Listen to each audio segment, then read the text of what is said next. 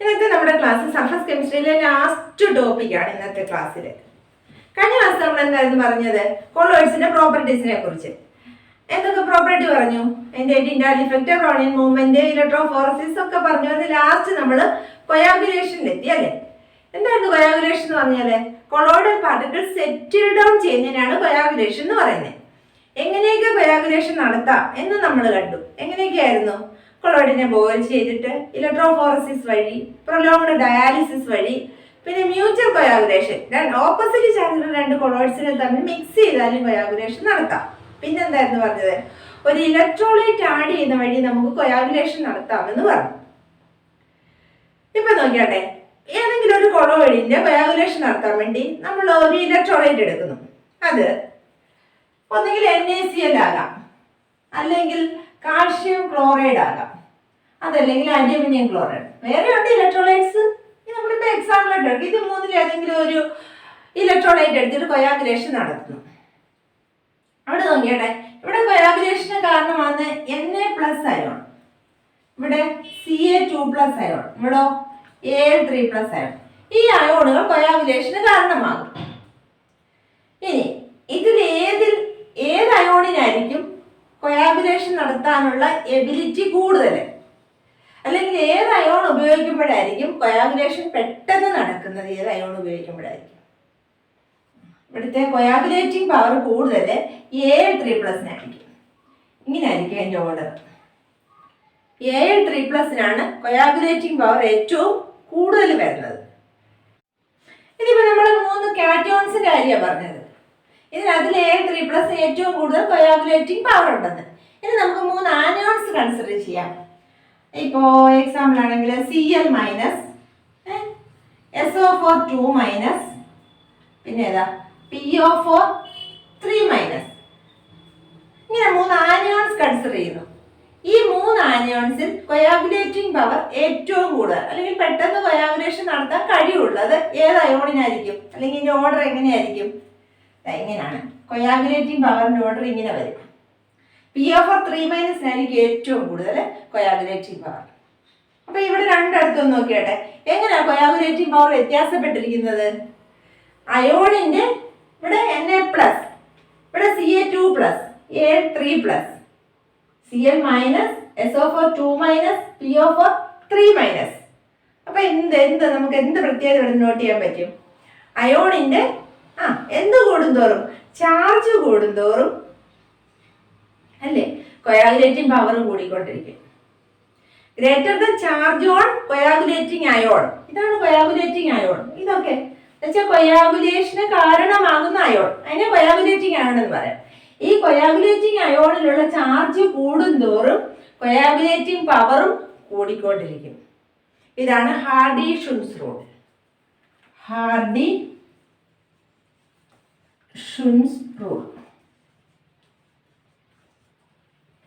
ഹാർഡി-ഷുൻസ് rule എന്ന് വായിക്കുന്നത്. ഹാർഡി-ഷുൻസ് എന്നാ വായിക്കുന്നത്. ഹാർഡി-ഷുൻസ് റൂൾ എന്താ പറഞ്ഞ? ഹാർഡി-ഷുൻസ് റൂളിൽ എന്താ പറഞ്ഞിരിക്കുന്നത്? കൊയാഗുലേറ്റിംഗ് അയോണിന്റെ ചാർജ് കൂടുന്തോറും കൊയാഗുലേറ്റിംഗ് പവറും കൂടിക്കൊണ്ടിരിക്കും. ഇത്രയേ ഉള്ളൂ. എന്താ? Greater the charge on coagulating ion, greater will be the coagulating power. Charge കൂടുന്തോറും പവറും കൂടുതലായിരിക്കും. ഓക്കെ, ഇപ്പൊ ഒരു ഇമ്പോർട്ടന്റ് റൂളാണ് ഈ Hardy Schulze rule. Greater the charge on coagulating ion, greater will be the coagulating power. അപ്പോൾ ഒരു കൊളോയിഡിന്റെ കൊയാഗുലേഷൻ നടത്താൻ അതിലേക്ക് ഇലക്ട്രോലൈറ്റ് ആഡ് ചെയ്യാം. ഇപ്പൊ നമ്മൾ കണ്ടു, ആ ഇലക്ട്രോലൈറ്റിൽ അയോണിന്റെ ചാർജ് കൂടുന്നതും കൊയാഗുലേറ്റിംഗ് വാല്യൂ കൂടിക്കൊണ്ടിരിക്കുന്നത് നമ്മൾ കണ്ടു. ഇനി ഒരു കൊളോയിഡിന്റെ കൊയാഗുലേഷൻ നടത്താൻ വേണ്ട ഇലക്ട്രോലൈറ്റിന്റെ അളവിനെ കൊയാഗുലേറ്റിംഗ് വാല്യൂ എന്ന് പറയും. Coagulating value.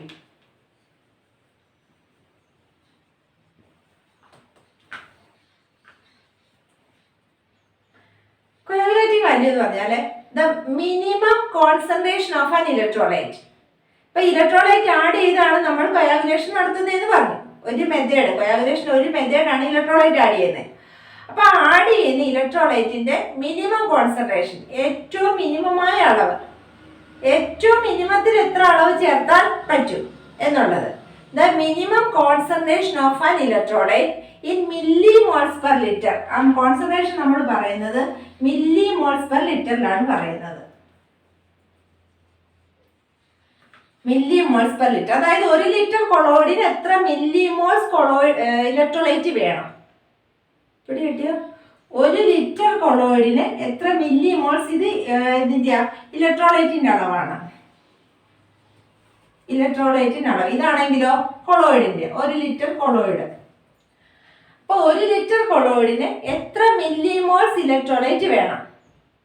The minimum concentration of an electrolyte required to cause coagulation of a colloid in 2 hours. 2 മണിക്കൂർ കൊണ്ട് 1 ലിറ്റർ കൊളോയിഡിനെ കൊയാഗുലേറ്റ് ചെയ്യാൻ എത്ര മില്ലിമോൾസ് ഇലക്ട്രോലൈറ്റ് വേണം? ആ കോൺസെൻട്രേഷൻ പറയുന്ന പേരാണ് coagulating value. Okay, it is A minimum concentration. ഏറ്റവും കുറച്ച അളവ് എത്ര മതി, അതിന് ആ കോൺസെൻട്രേഷനാണ് പറയുന്നത്. It is a minimum concentration of an electrolyte in millimoles per liter. എന്തിനുള്ള കോൺസെൻട്രേഷനാ? Required to cause. എന്തിനു കാരണമാണ് required to cos?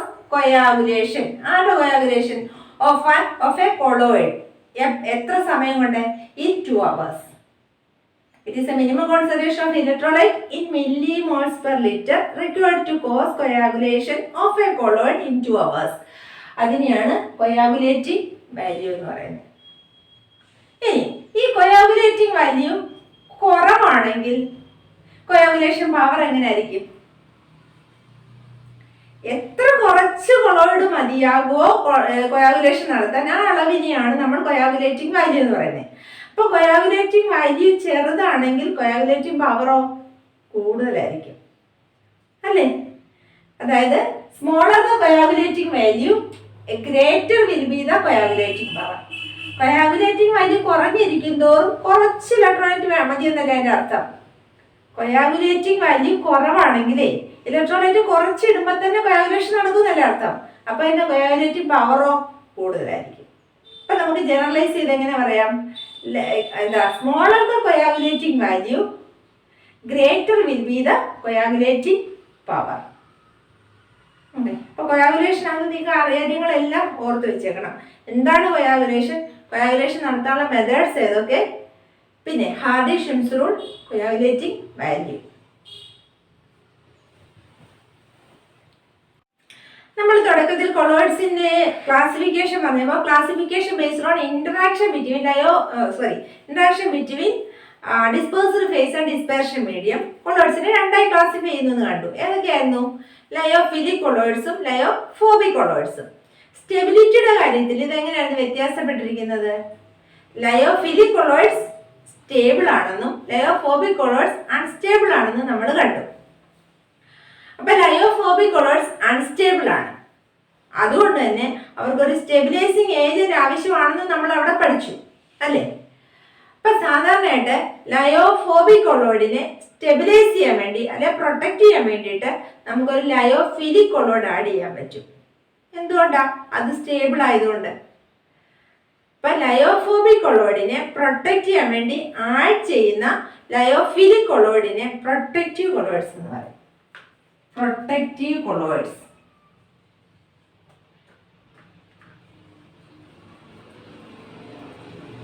Protective colloids, they are the lyophilic colloids. അതാണ് stable. but lyophilic colloids which are used for the protection of lyophobia colloid. ഫോബിക്കിനെ protect ചെയ്യാൻ വേണ്ടി use ചെയ്യുന്ന lyophilic കൊളോയിഡ്സിനെയാണ് protective colloids എന്ന് പറയുന്നത്. ഇപ്പൊ ഈ ലയോഫിലിക് കൊളോയിഡ് ലയോഫോബിക് കൊളോയിഡിലേക്ക് ആഡ് ചെയ്യുമ്പോൾ ആ കൊളോയിഡൽ പാർട്ടിക്കിൾസിന് ചുറ്റും ഒരു ലെയർ അങ്ങ് ഫോം ചെയ്യും ഈ ലയോഫിലിക് കൊളോയിഡിന്റെ. അങ്ങനെ അതിനെ ഫർദർ ആ ഇലക്ട്രോലൈറ്റിൽ നിന്ന് സംരക്ഷിക്കുകയാണ് ചെയ്യുന്നത്. ഓക്കെ, ദ ലയോഫിലിക് കൊളോയിഡ്സ് എന്താണ്? Form A layer around colloidal particles and prevent them from the reaction of electrolyte. ഇലക്ട്രോലൈറ്റിൽ നിന്നും അതിനെ തടയുകയും ചെയ്യും. അത്രയേ ഉള്ളൂ അതിനകത്ത് protective colloids. The lyophilic colloids used for the protection of lyophobic colloids. അതാണ് പ്രൊട്ടക്റ്റീവ് കൊളോയിഡ്സ്. അടുത്തതാണ് എമൽഷൻസ്. എവിടെയെങ്കിലും കേട്ടിട്ടുണ്ടോ എമൽഷനെ കുറിച്ച്? ഈ ചാപ്റ്റർ ഈ കൊളോയിഡ്സിന്റെ തുടക്കത്തിൽ നമ്മൾ എമൽഷനെ കണ്ടില്ലായിരുന്നു. എന്തായിരുന്നു എമൽഷൻ? കൊളോയിഡ്സിന്റെ ക്ലാസിഫിക്കേഷൻ. ഏത് classification? Based on the physical state of dispersed phase and dispersion medium. അങ്ങനെ നമ്മൾ 8ആയിട്ട് ഡിവൈഡ് ചെയ്ത് കൊളോയിഡ്സിനെ. അതിനകത്തില് ലിക്വിഡ് ടൈപ്പ് കൊളോയിഡിന്റെ പേരായിരുന്നു എമൽഷൻ, അല്ലേ? അപ്പൊ എമൽഷൻസ് എന്ന് പറയുന്നത് ലിക്വിഡ് ടൈപ്പ് കൊളോയിഡ്സ് ആണ്. ലിക്വിഡ് ടൈപ്പ് കൊളോയിഡ്സ്, അതാണ് എമൽഷൻ. ഈ ലിക്വിഡ് ടൈപ്പ് കൊളോയിഡ്സിനെ അല്ലെങ്കിൽ എമൽഷനെ നമുക്ക് രണ്ടായി ക്ലാസിഫൈ ചെയ്യാം. അത് ഏതൊക്കെയാണെന്ന് വെച്ചാല്, ഒന്നാമത്തെ ഓയിൽ ഇൻ വാട്ടർ ടൈപ്പ്. അപ്പൊ രണ്ടാമത്തെ ഏതായിരിക്കും? Water in oil type. Oil type ഇത് നമ്മൾ ഇങ്ങനെ എഴുതും, ഇതിനെ ഇങ്ങനെ എഴുതും.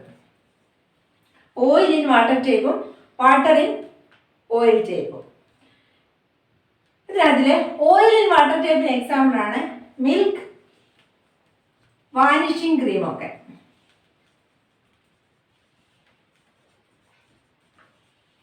മിൽക്ക്, വാനിഷിംഗ് ക്രീം ഒക്കെ ഓയിൽ ഇൻ വാട്ടർ ടൈപ്പിന് എക്സാമ്പിൾ ആണ്. വാട്ടർ ഇൻ ഓയിൽ ടൈപ്പിന് എക്സാമ്പിൾ ആണ് ചീസ്, ബട്ടർ ഒക്കെ. വാട്ടർ ഇൻ ഓയിൽ ടൈപ്പിന് എക്സാമ്പിൾ ആണ്. അപ്പൊ രണ്ടു തരം ഓയിൽ ഇൻ വാട്ടർ ടൈപ്പും വാട്ടർ ഇൻ ഓയിൽ ടൈപ്പും. ഇനി ഈ എമൽഷൻസിനെ നമുക്ക് അതിനകത്ത് ഡിസ്പെർഷൻ മീഡിയം എത്ര വേണമെങ്കിലും ആഡ് ചെയ്തിട്ട് ഡയലൂട്ട് ചെയ്യാൻ പറ്റും. അതുകൊണ്ടല്ലേ പാലിനകത്ത് ഇഷ്ടംപോലെ വെള്ളം ചേർക്കാൻ പറ്റുന്നത്.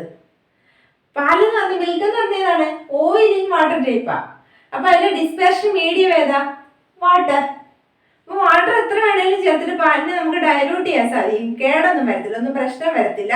അത് രണ്ടായിട്ട് കിടക്കത്തുമില്ല, മീഡിയവും ഫേസും രണ്ടായിട്ട് കിടക്കത്തതുമില്ല. അതേസമയം ഈ ഡിസ്പേഴ്സ്ഡ് ഫേസ് ആണ്, ഈ ഓയിൽ ആഡ് ചെയ്യുന്നെങ്കിലോ അതവിടെ പ്രത്യേകമായിട്ടായിരിക്കും ഇരിക്കുന്നത്. ഡിസ്പേർഷൻ മീഡിയം ആഡ് ചെയ്യുവാണെങ്കിൽ അത് അതിൻ്റെ കൂടെ തന്നെ ചേർന്ന് ഒന്നും വ്യത്യാസം വരാതെ പോയിക്കോളും. ഓക്കെ, അപ്പൊ emulsions can be diluted by adding dispersion medium. ഇനി ഇപ്പൊ നമുക്ക് പാലിന്റെ കാര്യം തന്നെ അറിയാം. കുറെ സമയം ഇരുന്ന് കഴിയുമ്പോൾ അതങ്ങ് മോശമായി പോകുന്നില്ലേ, കേടാവുന്നുണ്ട്. അപ്പൊ അത് ഈ എമൽഷനെ സ്റ്റെബിലൈസ് ചെയ്യാൻ വേണ്ടിയിട്ട് ഒരു സബ്സ്റ്റൻസ് ആഡ് ചെയ്യാം. ആ ആഡ് ചെയ്യുന്ന എമൽഷനെ സ്റ്റെബിലൈസ് ചെയ്യാൻ വേണ്ടി ആഡ് ചെയ്യുന്ന സബ്സ്റ്റൻസിനെ വിളിക്കുന്ന പേരാണ് എമൽസിഫൈങ് ഏജന്റ്.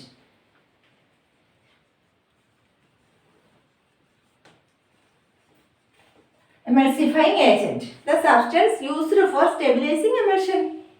അത്രേ ഉള്ളൂ. എമൽഷനെ സ്റ്റെബിലൈസ് ചെയ്യാൻ വേണ്ടി ആഡ് ചെയ്യുന്ന സബ്സ്റ്റൻസ് ആണ് എമൽസിഫൈങ് ഏജന്റ്. അത് ഈ രണ്ട് ടൈപ്പിനും രണ്ട് തരം സബ്സ്റ്റൻസ് ആണ് നമ്മൾ ഉപയോഗിക്കുന്നത്, അല്ലെങ്കിൽ വിവിധ സബ്സ്റ്റൻസുകളാണ് ഉപയോഗിക്കുന്നത്. അതിനകത്തില് ഓയിൽ ഇൻ വാട്ടർ ടൈപ്പിൽ നമ്മൾ ഉപയോഗിക്കുന്ന എമൽസിഫൈങ് ഏജന്റ്സ് എന്ന് പറയുന്നത് proteins, gum, soap. Natural synthetic ഒക്കെ സോപ്പുകൾ ഓയിൽ ഇൻ വാട്ടർ ടൈപ്പിന് ഉപയോഗിക്കുന്നത്. വാട്ടർ ഇൻ ഓയിൽ ടൈപ്പിലാണെങ്കിൽ heavy metal salts of fatty acids, salt of fatty acid എന്ന് എഴുതാം. Salt of fatty acid. പിന്നെ ലോങ് ചെയിൻ ആൽക്കഹോൾസ്,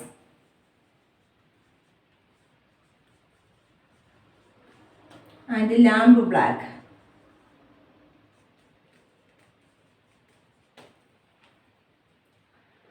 ഇതൊക്കെയാണ് വാട്ടർ ഇൻ ഓയിൽ ടൈപ്പിന് യൂസ് ചെയ്യുന്നത്. ഇതൊക്കെ 1 മാർക്കിന് ചോദിച്ചിട്ടുള്ള ക്വസ്റ്റ്യൻസാണ്.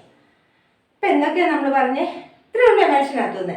എമൽഷൻ എന്ന് പറഞ്ഞാൽ it's a type of colloid in which dispersion phase and dispersion medium are liquids. അല്ലെങ്കിൽ നമുക്ക് ഒറ്റ സെൻസ് വരുന്നതാണ് liquid type colloids are called emulsions. They are of 2 types. ഏതൊക്കെയാ? Oil in water type and water in oil type. അതിന്റെ example പറഞ്ഞില്ലേ? Oil in water type milk, vanishing cream ഒക്കെ. Water in oil type ആണല്ലോ cheese, butter ഒക്കെ. ഇനി emulsion unstable, കുറച്ച് കഴിയുമ്പോൾ അത് കേടാകും. അതിനെ സ്റ്റെബിലൈസ് ചെയ്യാൻ വേണ്ടിയിട്ട് ഒരു സബ്സ്റ്റൻസ് ആഡ് ചെയ്യാം. അങ്ങനെ ആഡ് ചെയ്യുന്ന സബ്സ്റ്റൻസിനെ എമൽസിഫൈങ് ഏജന്റ് എന്ന് പറയും. ഓയിൽ വാട്ടർ ടൈപ്പിന്റെ എമൽസിഫൈങ് ഏജൻസ് ഏതൊക്കെയായിരുന്നു? പ്രോട്ടീൻ, ഗം, സോപ്പ് ഒക്കെ. വാട്ടർ ആൻഡ് ഓയിൽ ടൈപ്പ് ആണെങ്കിൽ heavy metals also fatty acids, long chain alcohols, lamp black ഒക്കെ അതിന്റെ എമൽസിഫൈങ് ഏജന്റ് ആണ്. അടുത്തത് കൊളോയിഡ്സ് എറൗണ്ട് അസ്. നമുക്ക് ചുറ്റുപാട് കാണുന്ന കൊളോയിഡ്സ് സിസ്റ്റത്തിന് കുറച്ച് എക്സാമ്പിൾ കുറച്ചുകൊണ്ട് നമുക്ക് നോക്കാം. അതിലൊന്നാമത്തെയാണ് ബ്ലൂ കളർ ഓഫ് സ്കൈ.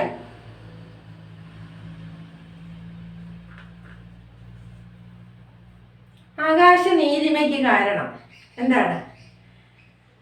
സൺലൈറ്റിന് ഈ എയറിലുള്ള ഡസ്റ്റ് പാർട്ടിക്കിൾസിലും വാട്ടർ ഡ്രോപ്ലെറ്റ്സിലും തട്ടി സ്കാറ്ററിങ് സംഭവിക്കുന്നു. അതുകൊണ്ടാണ് സ്കൈ ബ്ലൂ കളറായിട്ട് മാറുന്നത്. ഈ എയർ എന്ന് പറഞ്ഞൊരു കൊളോയിഡൽ സിസ്റ്റമാണ്. ആ കൊളോയിഡൽ സിസ്റ്റത്തിലെ പാർട്ടിക്കിൾസിൽ തട്ടി ലൈറ്റിന് സ്കാറ്ററിങ് സംഭവിക്കുന്നതുകൊണ്ടാണ് സ്കൈ ബ്ലൂ കളറായിട്ട് മാറുന്നത്. The blue color of sky is due to the scattering of light by dust particles and water droplets in air. ഒന്നാണ്. രണ്ടാമത്തെ blood. Blood is a colloidal system.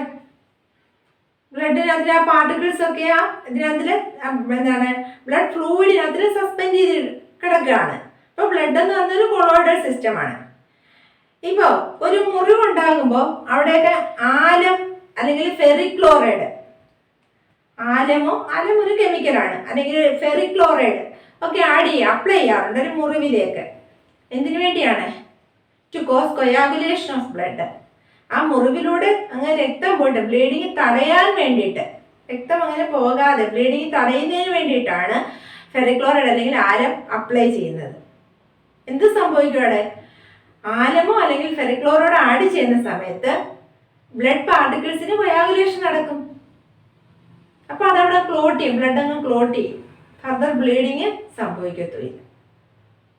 Okay, അപ്പൊ blood ഒരു colloidal സിസ്റ്റമാണ്. അടുത്തത് clouds. Cloud also A colloidal system. Cloud എന്ന് വെച്ചാൽ യഥാർത്ഥത്തിൽ ഒരു എയറോസോൾ ആണ്. എയറോസോൾ എന്താണ് നമ്മൾ പഠിച്ചത്? സോളിഡ് അല്ലെങ്കിൽ ലിക്വിഡ് ഡിസ്പേഴ്സ്ഡ് ഫേസ് ആയിട്ട് വരും.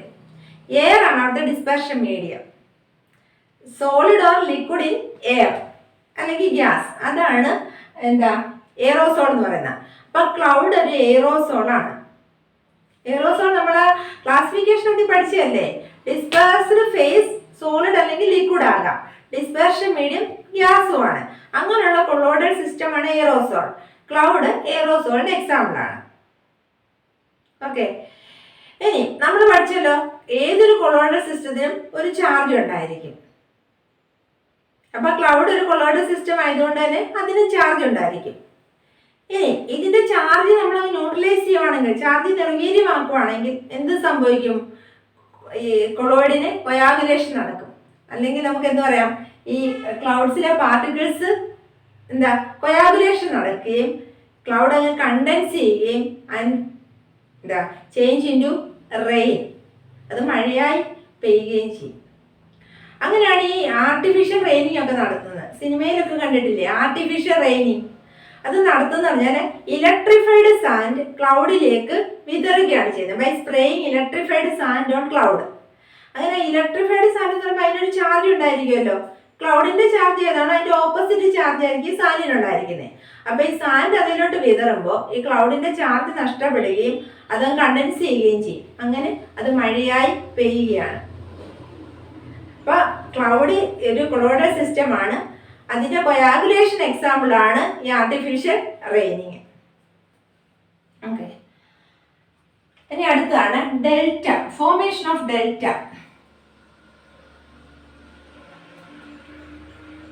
എന്താ ഡെൽറ്റ എന്ന് പറഞ്ഞാൽ കേട്ടുണ്ടോ? ഡെൽറ്റ ജിയോഗ്രഫി പഠിച്ചിട്ടുണ്ടോ? ഡെൽറ്റ നദീദ്വീപുകളെ വിളിക്കുന്ന പേരാണ് ഡെൽറ്റ. നദിയിൽ സ്ഥിതി ചെയ്യുന്ന ഐലൻഡുകളാണ് ഡെൽറ്റ എന്ന് പറയുന്നത്. എങ്ങനെയാണ് ഡെൽറ്റ ഫോം ചെയ്യുന്നത് നോക്കാം നമുക്ക്. ശരിക്കും ഒരു റിവർ സീയുമായിട്ട് മീറ്റ് ചെയ്യുന്ന ആ ഒരു സ്ഥലത്തായിരിക്കും ഡെൽറ്റ ഫോം ചെയ്യുന്നത്. ഇപ്പൊ റിവർ വാട്ടർ എന്ന് പറഞ്ഞാൽ ഒരു കൊളോയിഡൽ സിസ്റ്റമാണ്. അവിടുത്തെ സസ്പെൻഡഡ് പാർട്ടിക്കിൾ എന്ന് വെച്ചാൽ ക്ലേ ആണ്, മണ്ണ്. അത് വെള്ളത്തിനകത്തിൽ ലയിച്ചിട്ട് സസ്പെൻഡ് ചെയ്ത് അങ്ങനെ ഒരു കൊളോയിഡൽ സിസ്റ്റമാണ് റിവർ എന്ന് പറയുന്നത്. ഈ റിവർ വാട്ടർ സീയുമായിട്ട് മീറ്റ് ചെയ്യുന്നു, കടലുമായിട്ട് യോജിക്കുന്നിടത്ത് കടലിന്റെ പ്രത്യേകത എന്താ? It's full of electrolytes. കടലിൽ നിറയെ ഇലക്ട്രോലൈറ്റ്സാ. ഏതൊക്കെ electrolyte? Sodium chloride, potassium chloride, sodium iodide, potassium iodide തുടങ്ങി ഇഷ്ടം പോലെ ഇലക്ട്രോലൈറ്റുകളാണ് സീ വാട്ടറിലുള്ളത്, റിച്ച് ഓഫ് ഇലക്ട്രോലൈറ്റ്സ്. അപ്പോൾ റിവർ വാട്ടർ ഈ സീ വാട്ടറുമായിട്ട് മീറ്റ് ചെയ്യുന്നിടത്ത് ഈ നദി കൊണ്ടുവരുന്ന ആ ക്ലേ ഇലക്ട്രോലൈറ്റ്സുമായിട്ട് ചേർന്നിട്ട് അതിന് കൊയാഗുലേഷൻ സംഭവിക്കുന്നു. എന്നിട്ട് അതവിടെ അങ്ങ് ഡെപ്പോസിറ്റ് ചെയ്യുക ചെയ്യുന്നത്. കൊയാഗുലേഷൻ നടന്നിട്ട് അതങ്ങ് ഡെപ്പോസിഷൻ നടക്കും, അതങ്ങ് സെഡിമെന്റ് ചെയ്ത് ഡെപ്പോസിഷൻ നടക്കും. ഇതിങ്ങനെ വർഷങ്ങൾ ഈ പ്രോസസ്സ് ഇങ്ങനെ റിപ്പീറ്റ് ചെയ്യുമ്പോൾ ആ ഒരു ഭാഗത്ത് ഈ ക്ലേ അങ്ങോട്ട് അടിഞ്ഞു കൂടിയിട്ട് ആ ഒരു പോർഷൻ അങ്ങ് കരയായി മാറുകയാണ് ചെയ്യുന്നത്, ഒരു ലാൻഡായിട്ട് മാറും.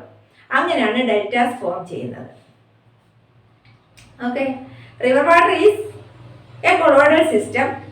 The suspended particles are clay. When river water meets sea water, coagulation takes place. എന്തുകൊണ്ട്? Sea water is full of electrolytes. അങ്ങനെ ഡെപ്പോസിഷൻ ഓഫ് ക്ലേ occur. ആ ക്ലേ അവിടെ ഡെപ്പോസിറ്റ് ചെയ്യുന്നു. ഈ പ്രോസസ്സ് ഇങ്ങനെ റിപ്പീറ്റ് ചെയ്ത് അവിടെ അങ്ങ് ലാൻഡായിട്ട് മാറുന്നു. അങ്ങനെയാണ് ഡെൽറ്റാസ് ഫോം ചെയ്യുന്നത്. സുന്ദർബൻ ഡെൽറ്റ എന്നൊക്കെ കേട്ടിട്ടില്ലേ? ഇതൊക്കെ ഇങ്ങനെ ഫോം ചെയ്ത് നമ്മളെ ഈ കൊളോയിഡൽ സിസ്റ്റം കൊയാഗുലേഷനിലൂടെ ഫോം ചെയ്താണ് സുന്ദർബൻ ഡെൽറ്റയൊക്കെ. ഓക്കെ, അപ്പൊ ഇതൊക്കെ നമ്മുടെ ചുറ്റുപാടുമുള്ള കൊളോയിഡ്സിന് എക്സാമ്പിളായിട്ട് പറയും. പിന്നെ നമുക്ക് കൊളോയിഡ്സിന്റെ ആപ്ലിക്കേഷൻസിലേക്ക് പോകാം. ഏതൊക്കെ ഫീൽഡുകളിൽ കൊളോയിഡ് അപ്ലൈ ചെയ്യുന്നു എന്നുള്ളത്. ഇപ്പം ഇന്നത്തെ ഈ കാലത്ത് അറ്റ്മോസ്ഫിയറിക് പൊല്യൂഷന്റെ ഏറ്റവും വലിയൊരു റീസൺ എന്തായിരുന്നു? ഫാക്ടറികളിൽ നിന്ന് വരുന്ന എക്സോസ്റ്റ് അല്ലേ, വ്യവസായശാലകൾ പുറത്തേക്ക് വിടുന്ന പുക, അതാണല്ലോ ഈ അന്തരീക്ഷ മലിനീകരണത്തിന് പ്രധാന കാരണമായി തീരുന്നത്. അപ്പൊ അതിന്റെ ഒരു പരിഹാരത്തിനായിട്ട് നമുക്ക് ഈ കൊളോയിഡിന്റെ കൊയാഗുലേഷൻ അപ്ലൈ ചെയ്യാൻ പറ്റും. എന്ന് വെച്ചാൽ ഈ ഫാക്ടറികളിൽ നിന്ന് പുറത്തേക്ക് വരുന്ന smoke, it's A colloidal system. ആ സ്മോക്ക് ഒരു കൊളോയിഡൽ സിസ്റ്റമാണ്. എന്ന് വെച്ചാൽ കാർബൺ, പിന്നെന്താ ആഴ്സനിക് കോമ്പൗണ്ടുകൾ, അതുപോലെയൊക്കെയുള്ള പാർട്ടിക്കിൾസ് ഹോട്ട് എയറിൽ സസ്പെൻഡ് ചെയ്താണ് സ്മോക്ക് എന്ന് പറയുന്നത്. എന്തൊക്കെയാണ് അവിടെ മാനുഫാക്ചർ ചെയ്തത്? അതിന്റെ ബൈ പ്രോഡക്ട്സിന്റെ പാർട്ടിക്കിൾസ് ഒക്കെ ഹോട്ട് എയറിനകത്തിൽ സസ്പെൻഡ് ചെയ്തതാണ് സ്മോക്ക് എന്ന് പറയുന്നത്. കാർബൺ പാർട്ടിക്കിൾസ് എന്തായാലും ഉണ്ടായിരിക്കും. അപ്പോ എന്താ ചെയ്യുന്നതെന്ന് വെച്ചാല് ഈ ഫാക്ടറികളിൽ നിന്ന് പുറത്തേക്ക് വരുന്ന ഈ പുക ഒരു ചിമ്മിനിയിലൂടെ കടത്തിവിടുന്നു. ആ ചിമ്മിനിക്കുള്ളില് പ്ലേറ്റുകൾ സ്ഥാപിച്ചിരിക്കും. ഈ പ്ലേറ്റുകളുടെ പ്രത്യേകത എന്ന് പറഞ്ഞാല് ഇപ്പൊ നമ്മൾ പറഞ്ഞ കൊളോയിഡിന് ഒരു ചാർജ് ഉണ്ടെന്ന്. അപ്പൊ ഈ കൊളോയിഡൽ പാർട്ടിക്കിൾസിന്റെ ചാർജ് ഏതാണോ അതിന്റെ ഓപ്പോസിറ്റ് ചാർജുള്ള പ്ലേറ്റ്സ് ആയിരിക്കും ഇവിടെ സ്ഥാപിച്ചിരിക്കുന്നത്. ഈ സ്മോക്ക് ചിമ്മിനിയിലൂടെ കടന്നു പോകുമ്പോൾ ഈ പ്ലേറ്റുമായിട്ട് കോണ്ടാക്റ്റിൽ വരികയും കൊളോയിഡൽ പാർട്ടിക്കിൾസിന്റെ ചാർജ് നഷ്ടപ്പെടും. കാരണം എന്തുകൊണ്ടാ? ആ പാർട്ടിക്കിളിന്റെ ചാർജിന് ഓപ്പോസിറ്റ് ചാർജുള്ള പ്ലേറ്റ്സ് ആണ് അവിടെ ഉള്ളത്. അപ്പൊ ആ പ്ലേറ്റുമായിട്ട് കോണ്ടാക്റ്റിൽ വരുന്ന സമയത്ത് ഈ പാർട്ടിക്കിൾസിന്റെ ചാർജ് നഷ്ടപ്പെടുകയും പാർട്ടിക്കിൾസ് അവിടെ ഡെപ്പോസിറ്റ് ചെയ്യുകയും ചെയ്യും. അവിടെ പ്രസിപ്പിറ്റേറ്റ് ചെയ്യപ്പെടും പാർട്ടിക്കിൾസ്. ഇതിന് ഉപയോഗിക്കുന്ന ആ റോഡുകളെ വിളിക്കുന്ന പേരാണ് കോട്രൽ പ്രസിപ്പിറ്റേറ്റർ. Cottrell precipitator.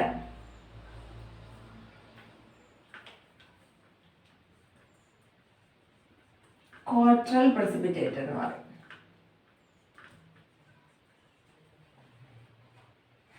എന്താ നമ്മൾ പറഞ്ഞത്? ഫാക്ടറികളിലും മറ്റും പുറത്തേക്ക് വരുന്ന എക്സോസ്റ്റ് ഒരു ചിമ്മിനിയിലൂടെ കടത്തിവിടുന്നു. അതിനുള്ളിൽ പ്ലേറ്റുകൾ സ്ഥാപിച്ചിട്ടുണ്ട്. ഈ പ്ലേറ്റുകൾക്ക് എന്താണ്? They have charge opposite that of colloidal particle അല്ലേ. Then colloidal particles cause coagulation. അതിന്റെ ചാർജ് നഷ്ടപ്പെട്ട് അതിന് കൊയാഗുലേഷൻ നടക്കുകയും only hot air become exhausted. ആ ഫാക്ടറിയിൽ നിന്ന് ഹോട്ട് എയർ മാത്രമായിരിക്കും പിന്നെ പുറത്തേക്ക് വരുന്നത്. ഈ സസ്പെൻഡഡ് പാർട്ടിക്കിൾസ് മൊത്തം ആ പ്ലേറ്റുകളിൽ അങ്ങ് പ്രസിപ്പിറ്റേറ്റ് ചെയ്തിരിക്കും. ബാക്കി ഹോട്ട് എയർ മാത്രമാണ് പുറത്തേക്ക് വരുന്നത്. അതൊരിക്കലും അറ്റ്മോസ്ഫിയറിക് പൊല്യൂഷന് കാരണമാവുകയും ഇല്ല. ഇപ്പൊ ഡെവലപ്ഡ് കൺട്രീസിലൊക്കെ ചെയ്യുന്ന ഒരു കാര്യമാണിത്. കോട്രൽ പ്രസിപ്പിറ്റേറ്റ് ഉപയോഗിച്ചിട്ട് ആ എയർ ശുദ്ധീകരിച്ച് ഹോട്ട് എയർ മാത്രം പുറത്തേക്ക് വിടുന്നത്. അതൊരു ആപ്ലിക്കേഷനാണ് കൊളോയിഡിന്റെ. അടുത്തതാണ് പ്യൂരിഫിക്കേഷൻ ഓഫ് ഡ്രിങ്കിങ് വാട്ടർ.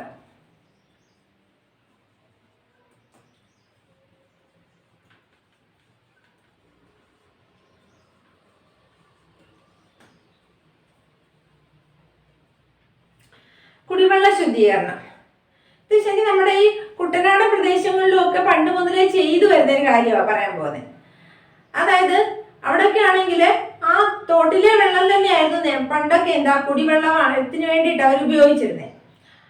അപ്പൊ അതിനകത്തില് മണ്ണും പൊടിപടലങ്ങളും ഒക്കെ ഉണ്ടായിരിക്കുമല്ലോ. ഇത് നീക്കം ചെയ്യാൻ വേണ്ടിയിട്ട് ഈ വാട്ടറിനകത്തില് ആരം ആഡ് ചെയ്യും.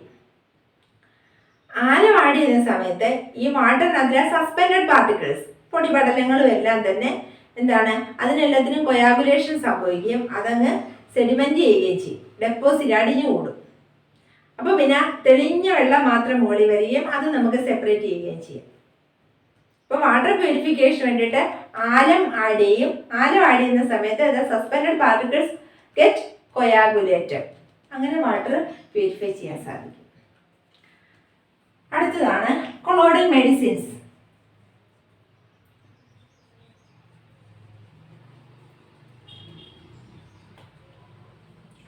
ശരിക്കും കൊളോയിഡൽ മെഡിസിൻസ് മോർ എഫക്റ്റീവ് ആണ്. അങ്ങനെ ക്വസ്റ്റ്യൻ വരാം. Why colloidal medicines are more effective? Because they have large surface area and can be easily assimilated. ഈ കൊളോയിഡൽ മെഡിസിൻസിന്റെ സർഫസ് ഏരിയ, ആ പാർട്ടിക്കിൾസിന്റെ സർഫസ് ഏരിയ കൂടുതലായിരിക്കും. അപ്പൊ നമ്മുടെ ശരീരത്തിലേക്ക് പെട്ടെന്ന് സ്വാംശീകരിക്കാൻ സാധിക്കും ആ മെഡിസിൻസിനെ. എന്താ നമ്മൾ പറഞ്ഞത്? Colloidal medicines are more effective because they have large surface area and can be easily assimilated. അതിന് എക്സാമ്പിൾ ആണ് കൊളോയിഡൽ ആന്റിമണി.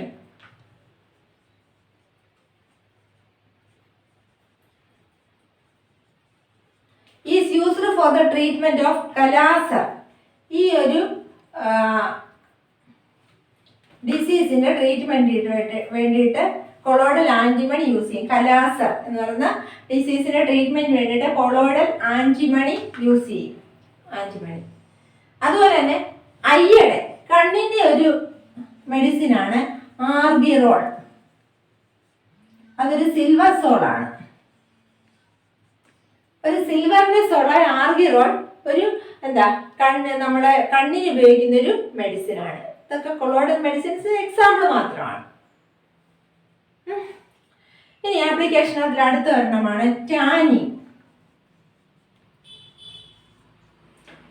ടാനിങ് എന്ന് പറഞ്ഞാൽ നമ്മൾ തുകരൂറയ്ക്ക് ഇടുക എന്നൊക്കെ മലയാളത്തിൽ പറയും. എന്ന് വെച്ചാല് ഈ ലെതർ ഒന്ന് ഹാർഡൻ, മൃഗത്തോലാണല്ലോ ലെതറായിട്ട് നമ്മൾ ഉപയോഗിക്കുന്നത്. ആ മൃഗങ്ങളുടെ ഹൈഡ്, ആനിമൽ ഹൈഡ്സ് ഹാർഡൻ ചെയ്തെടുക്കുന്ന പ്രോസസ്സിനെയാണ് ടാനിങ് എന്ന് പറയുന്നത്. ഇതിനു വേണ്ടിയിട്ട് ഇപ്പൊ പോസിറ്റീവ് ചാർജുള്ള ഒരു ഹൈഡ്, ഈ ആനിമൽ ഹൈഡ്സ് എന്ന് വെച്ചാൽ കൊളോയിഡാണ്. ആ മൃഗങ്ങളുടെ തോല്, ആനിമൽ ഹൈഡ് കൊളോയിഡാണ്. അത് പോസിറ്റീവ് ചാർജുള്ള ഒരു ഹൈഡ് ആണെങ്കിൽ അതിനെ ടാനിനകത്ത് സോക്ക് ചെയ്തിട്ട് മുക്കി വെച്ചിരിക്കും. കാരണം ടാനിന്റെ ചാർജ് നെഗറ്റീവാണ്. അപ്പൊ ആനിമൽ ഹൈഡ് പോസിറ്റീവും ടാനിൻ നെഗറ്റീവ് ആകുമ്പോൾ മ്യൂച്വൽ കൊയാഗുലേഷൻ നടക്കും. എന്നിട്ടോ ഈ ആനിമൽ ഹൈഡ് അങ്ങ് ഹാർഡൻ ചെയ്ത് മാറും, നല്ല ഹാർഡൻഡ് ആയിട്ട് മാറും. ഈ പ്രോസസ്സിനെ വിളിക്കുന്ന പേരാണ് tannin. Animal hides are soaked in tannin, then they become hardened. The process is called tanning. ഇതൊരു ആപ്ലിക്കേഷൻ ആണ്. പിന്നെ നമ്മൾ പഠിച്ചല്ലേ, ഈ ഇതിനകത്ത് തന്നെ പഠിച്ചല്ലേ, ഏതായിരുന്നു ക്ലീൻസിങ് ആക്ഷൻ ഓഫ് സോപ്പ്. അതും കൊളോയിഡിന്റെ ഒരു ആപ്ലിക്കേഷൻ ആണ്. അപ്പൊ ഇതൊക്കെയാണ് ആപ്ലിക്കേഷൻസ്. അപ്പോൾ ഇത്രയൊക്കെയാണ് ഈ ചാപ്റ്ററിലുള്ളത്. ഇന്നിപ്പോൾ നമ്മൾ കൂടുതലായിട്ട് പറഞ്ഞതൊക്കെയായിരുന്നു കൊളോയിഡ് അറൗണ്ട് അസ്, പിന്നെ ആപ്ലിക്കേഷൻ. അപ്പം ഈ ചാപ്റ്ററിന്റെ പ്രത്യേകത നമ്മൾ കണ്ടുവന്ന 4 ചാപ്റ്ററുകളിൽ വ്യത്യാസമായിട്ട് കുറച്ച് തിയറട്ടിക്കലാണ് ഈ ചാപ്റ്റർ. കുറച്ച് ഏറെ വായിച്ച് പഠിക്കാനുള്ള ഒരു ചാപ്റ്ററാണ്.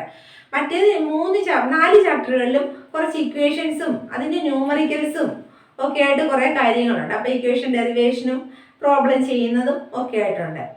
പക്ഷെ ഈ നമ്മുടെ സർഫസ് കെമിസ്ട്രി എന്ന് പറഞ്ഞ ചാപ്റ്റർ ഫുൾ തിയറി അതിനകത്തിലങ്ങ് വായിച്ച് പഠിക്കണം നന്നായിട്ട്. ടെക്സ്റ്റ് വായിക്കാൻ പറ്റുമെങ്കിൽ അത് തന്നെ ഏറ്റവും നല്ല കാര്യം. കാരണം അതിൽ മൊത്തം നമുക്ക് പ്രധാനപ്പെട്ട കാര്യങ്ങളാണ് ഉള്ളത്. നന്നായിട്ട് വായിച്ച് പഠിക്കേണ്ട ഒരു ചാപ്റ്ററാണ് സർഫസ് കെമിസ്ട്രിയുടെ ചാപ്റ്റർ. അതങ്ങനെ തന്നെ പഠിക്കുക. ഈ ചാപ്റ്ററിലെ അസൈൻമെന്റ് ക്വസ്റ്റ്യൻസിന്റെ ലിങ്ക് ഡിസ്ക്രിപ്ഷൻ ബോക്സിൽ കൊടുത്തിട്ടുണ്ട്. ചെയ്തു നോക്കുക. എന്തെങ്കിലും ഡൗട്ട് ഉണ്ടെങ്കിൽ കമന്റ് ചെയ്യുക.